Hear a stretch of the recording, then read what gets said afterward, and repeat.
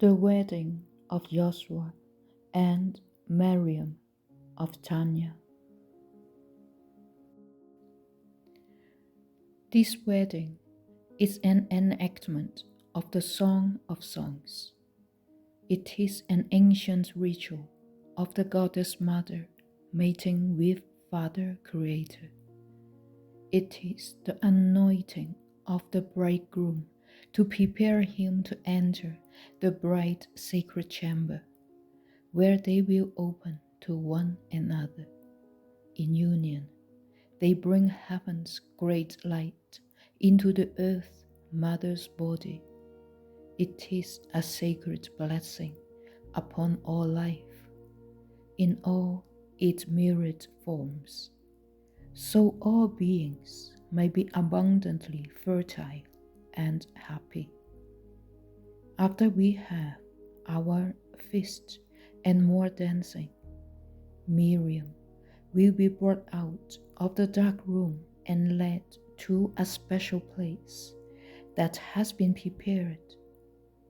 There is a platform under a red silk canopy that is tied in such a way as to reveal a bed of richly upholstered cushions covered with cloth, sheepskins, and even a leopard skin. It is used by the Egyptian priests who officiate in the conception and resurrection rites of Isis, Osiris, and Horus. When nights draw, night the canopy wells will be untied, and the heavy red silk will be unfurled. The wedding bed will then be hidden from our view. Now we are ready for the actual ceremony.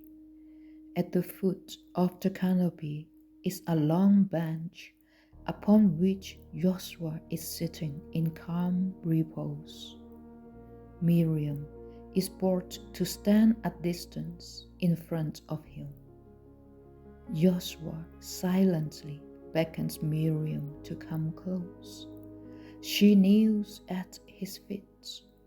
His entire body was washed earlier in a special ritual that is done among the men. This is also true for Myriam with the assistance of the woman. She bends slowly and gently. She kisses his feet, her long hair cascading all around, veiling her sacred supplication.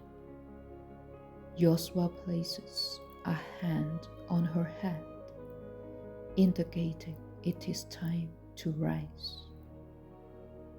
Standing before him, she removes a sealed alabaster vial of expensive spikenard oil from her girdle.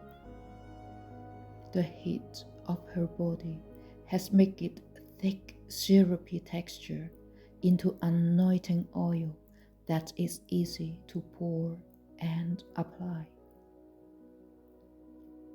All is very hushed until she breaks the wax seal from the head of the veil.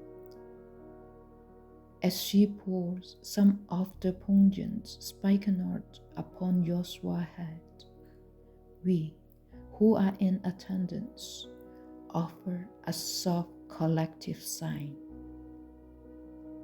Then she places both hands upon his crown. His hair, which was previously knotted, hangs long and limp down his back. A quickening energy begins to rise as Myriam's belly quivers and her hips begins an almost imperceptible undulation. Joshua's head falls back, his eyes closed, his hand resting in equipoise in his thighs. Myriam kneels once more at her beloved feet and begins to pour oil upon them. Some of the string instruments begins a slow drone, and the percussion a very soft, quivering rhythm. A chorus of voices begin a slow vibrato. A male cantor now starts reciting the entire Song of Songs, the way of opening to the beloved on high. Myriam tenderly lifts its unknotted foot into her lap and massages it in a very sensual way. Slowly, she massages the soles of his feet, each toe and between the toes.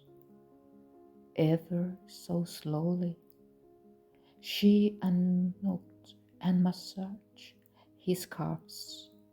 She raises up on bended knees and reaches under his robe to anoint and massage his thighs, which are like smooth, white marble pillars.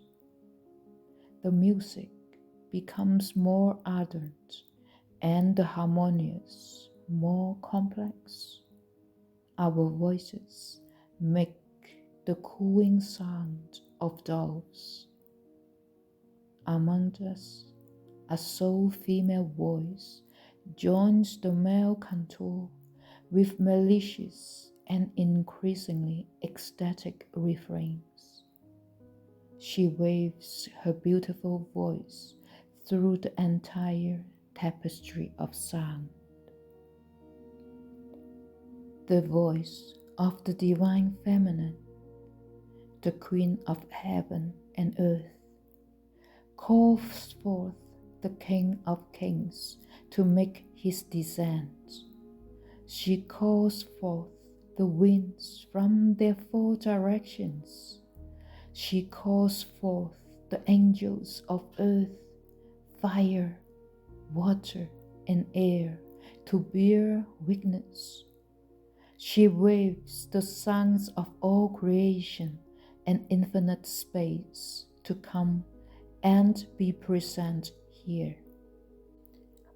Myriam anointed Joshua's head once more, now massaging every orifice and plan of his face, neck, shoulders, back, and arms. She takes his hands and lifts them to her mouth and kisses them. Placing his hand upon her hips, she pulls his head to her breast. Her breast, a light pomegranate, rich and full and nurturing. She continues to coax the energy to rise up Joshua's spine, one hand upon his crown and the other behind his heart. Our bodies begins to undulate, our eyes wet with tears. We are all feeling the serpent power rising in our spines. Tears stream from Myriam's eyes. Her body quivers. The male and female cantor alternate between singing in unison and reciting in response to each other. The beloved song of ecstasy awakens passion within our hearts and lungs. Myriam bends low and places her mouth about Joshua's head. A ram horn is raised to the sky. Myriam blows the breath of life into her beloved's crown, and the horn ushers forth a quickening tone, clear and fervent. We feel an awakening shudder through our bodies. It is as if what Myriam is doing to Joshua, she is also doing to us. She, representing the Great Mother, anoints and awakens her children. Joshua raises himself from the bench. His dire handless robe clings to his anointed body. He takes Myriam's hands and beckons her to take his place upon the bench. It is the bride's turn to be honored and anointed. The male cantor's tenor notes and the woman's contralto passages waves in each other, soothing and coaxing, an ever-rising flow of energy. The ancient primordial marriage of the dying and the risen king with the Queen of heaven and earth. The consecration of their bodies to bring forth a covenant child is enacted before our eyes. As Joshua anoints his beloved, it is as if we can feel a life-giving fountain offering up her waters, freely spreading her greening wetness upon the earth's dry wastelands. We can feel the Great Mother quenching all beings' thirst. As his hands anoint Myriam's hands, heart, and belly, we also feel a fiery energy rising up from the earth's center. It penetrates our bodies, as if the flame of a cosmic fire is surging upward to merge with the light of the stars, sun, and moon. Then he blows the breath of life into her crown. The horn resounds. Once again, we are quickened. There are no dry eyes. A large cushion is placed between them as they kneel upon it, facing each other. A small glass bowl is handed first to Myriam. In it is a red paste made of ground minerals and olive oil. She gathered the paste upon the middle finger of her right hand and draws a red strip down Joshua's forehead, nose, lips, chin, throat, and then she stopped at his heart. Joshua takes the bowl and does likewise with Myriam. All the while they are looking deeply into each other's eyes. It makes me want to swoon. Myriam is quivering. Joshua is quivering. Then he raises his hand and he takes the red paste and presses it deep into his palm and wrists. Joshua does likewise with Myriam's palms and wrists. They bring their hands and wrists together each other until they are pressed together.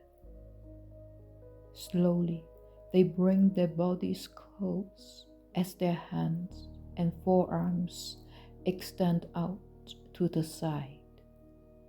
At last, they rest together, heart to heart, thigh to thigh, forehead to forehead, and mouth to mouth. For those able to see, way up above their heads, there is bright golden white light swelling around. It descends and gathers like a pillar around them. In perfect unison, they stand up within the pillar of light. This is a waving of multi-hued energy, penetrating and waving their bodies into one entwined body. There is an extended hush. In the deafening silence, we feel we are being lifted up into the canopy of the heavens.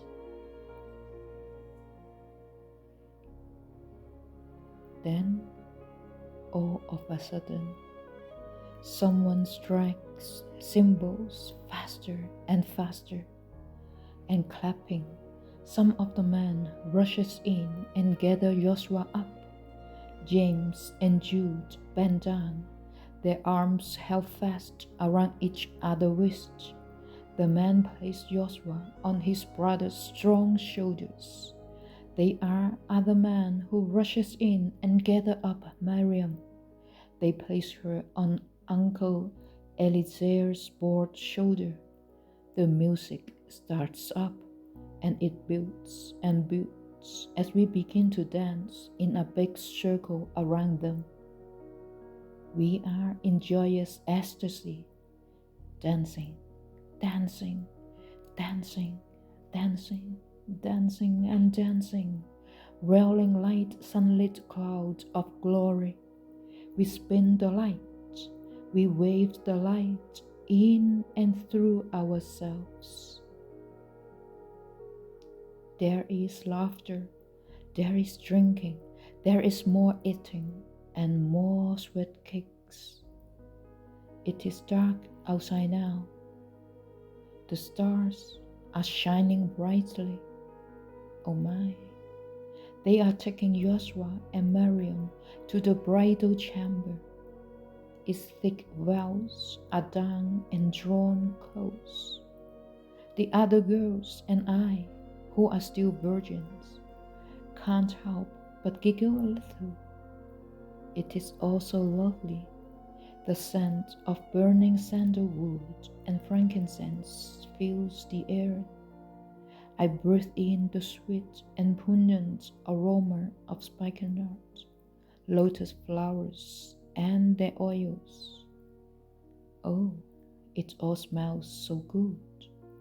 It is so intoxicating. I pray that I shall have such a blessing when it is my time to marry my true beloved.